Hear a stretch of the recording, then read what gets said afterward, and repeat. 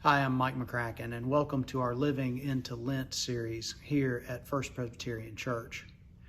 When I started seminary, our very first class was completely dependent on the final exam. That is to say that whatever we made on the final exam would be our grade for the class. So naturally, and it was a short class, just 8 weeks during the summer, naturally all of us in the class were fixated and worried about how we would fare on that final exam that was coming up. And so we were always asking questions during class to our professor. What's going to be on the final exam? How is that going to be? How are we going to get there? We were worried about it. And her favorite saying to us was, "Let the evil of the day be sufficient thereunto." Now, that's the King James Version translation of Matthew 6:34. Let the evil of the day be sufficient thereunto.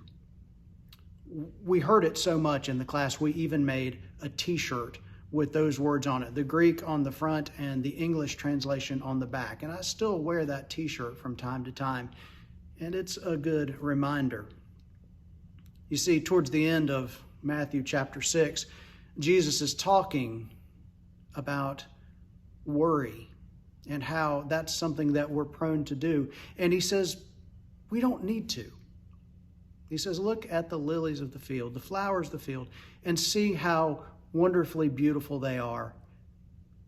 Even Solomon in all his riches was never outfitted as beautifully as that. And if God takes that much care of the flowers of the field, how much more so will he take care of us? Don't worry, Jesus says. Then he concludes. The more modern translation of "let the evil of the day be sufficient thereunto" sounds like this. Jesus says, don't worry about tomorrow, because tomorrow will worry about itself. Each day has enough trouble of its own.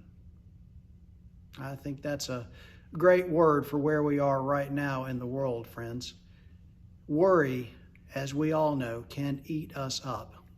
The effects of stress and worry on the human body and on the way we are to one another, well, they can be devastating. Those effects can be devastating. Jesus reminds us, don't worry about tomorrow. Don't even worry about anything today, because tomorrow's worries will take care of themselves, and Jesus reminds us that God provides for us today. In Psalm 27, David says, "The Lord is my light and salvation, and whom shall I fear? The Lord is the stronghold of my life," he says. "Of whom shall we be afraid?" Friends, trust in God today. Let tomorrow's worry take care of themselves. And always know that you are loved.